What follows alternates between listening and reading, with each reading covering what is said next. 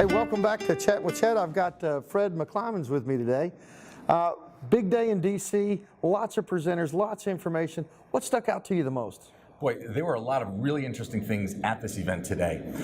First off, the participation, the number of people that are here. Standing room only. Yep, it was packed in the back. That kind of excitement about a particular technology, and not just a technology that's out there in the future being hyped, but a technology that's actually here today.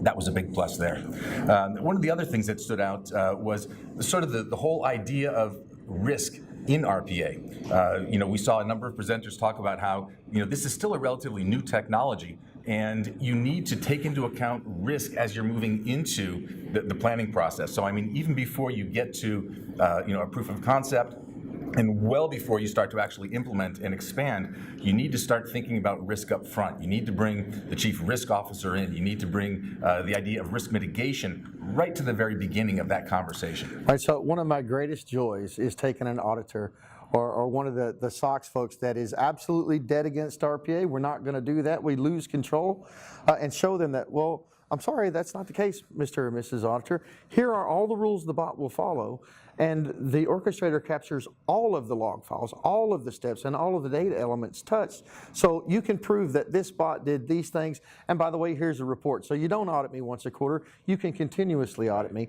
And not only can you continuously audit me, you can check every record instead of doing a sampling. You see that same thing going forward? Yeah, absolutely. It's interesting because I think a lot of people misunderstand what RPA really is. Yeah. And there's a whole set process, a decision tree, if this, then that gets executed down the line. And that kind of, flawless response, right. It's got binary choices in most cases. If this happens, it does this. There's not a lot of leeway there. But that right there, that can mitigate a lot of risk. But then the audit capability, every transaction that takes place, every decision that's made is recorded. That's right. And that's, phenomenal in the ability to actually go back and say, if we did something wrong here, where did it occur? Or right. what transactions took place? And in that way, it's not that much dissimilar from technologies like blockchain, where you've got that audit trail of everything that happens throughout that process there. Okay, you sent out a tweet today, and it struck me really well of, hey, if you're looking at just eliminating people with RPA and you think that's what RPA is going to be for you, you're doing it wrong. Explain to me a little bit about what you were talking about. Yeah, one of the issues we see with RPA is people tend to think about efficiency. Right. I can do X number of transactions this much more efficient.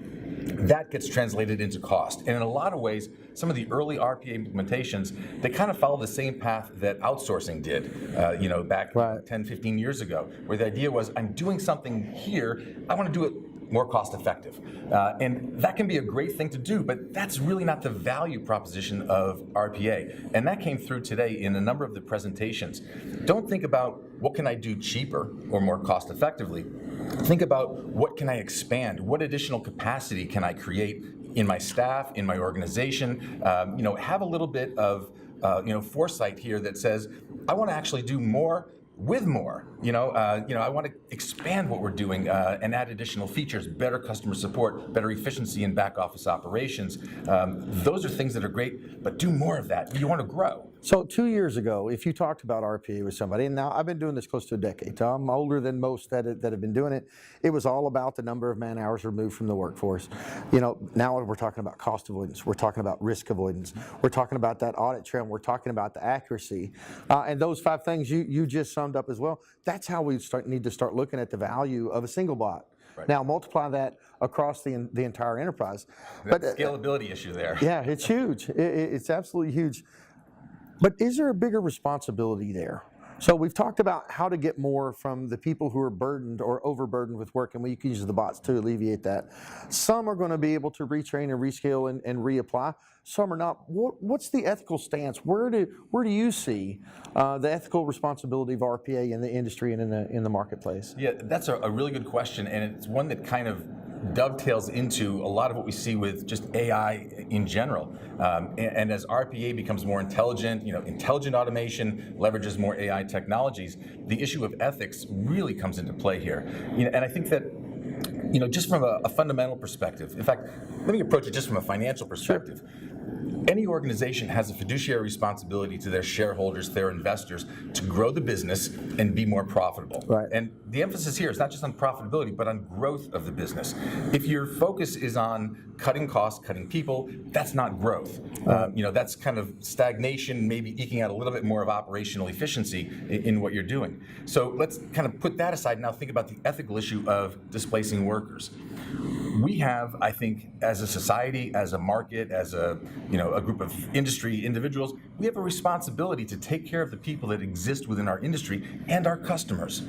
So from that perspective, if you're trying to displace somebody, wrong approach. Rather, think about what can RPA do to enhance or augment that worker. How much more efficient can that person be? Now, if I take that level of efficiency and add 2 or 3 more or a dozen or 100 more people operating at that level of efficiency, I haven't cut anybody, I haven't displaced anybody. What I've done is I've trained them up a level. I've gotten rid of the level 1 tasks, going through the spreadsheets, gathering data, manipulating, all the things that are prone to error and really not fun to do. And I've elevated them up, and now I can say, what can this person do that's more exciting, more engaging, more socially aware, more, What would you do if you didn't have to do what you have to do all day long? That free time aspect. Here's your task, here's your job in the organization. But now, if I give you 50% of your time back, what else would you like to be doing here? Where can you contribute? Now that's where we need to make sure that we capture that value. A lot of times that value is lost. It's very hard to get a CFO to get excited about capacity unless you tell them where you're going to spend that capacity. And one of the unique things that I've seen in the industry, real time and live as I travel around, RPA is not cutting jobs, it's creating jobs. And you're going to see more careers come up in this RPA industry inside these different organizations that I was really glad you called out. Yeah. There's an ethical responsibility. This is not about cutting to the P&L. This is about empowering people to be creative and to do the things that humans should be doing inside business. The way you get there is, instead of just thinking, I'm going to spot inject RPA into a process here, RPA should be part of that larger digital transformation process. And when you think about transformation, it's not just tech, it's process, it's business, it's long-term outcomes here. So figure out where you want to be in 5 or 10 years as an organization. Build the technology, the agility, the ability to adapt in there, and bring in HR. Bring in the CFO, bring in all the individuals that are going to be impacted by this, and that's where you get success. So as you see the technology come online, as you see technology being easier to use and being more widely used, where do you see the main change? Do you see it in the technology, or do you see it in the mindset of the businesses? Yeah. Well, I mean, certainly there's a mindset element that is often overlooked. We see a new technology. We see it with blockchain. We saw it with RPA when it first came out. We see it with AI and the use of bots out there. People go, hey, this is great. I can do this particular feature with it here. But that big mindset, that change, technology enables change. It should change itself. And what do you want to change? You want to change your business, your process, the way you do things. You want to do new things. You think of it this way. I can make my revenue stream more efficient.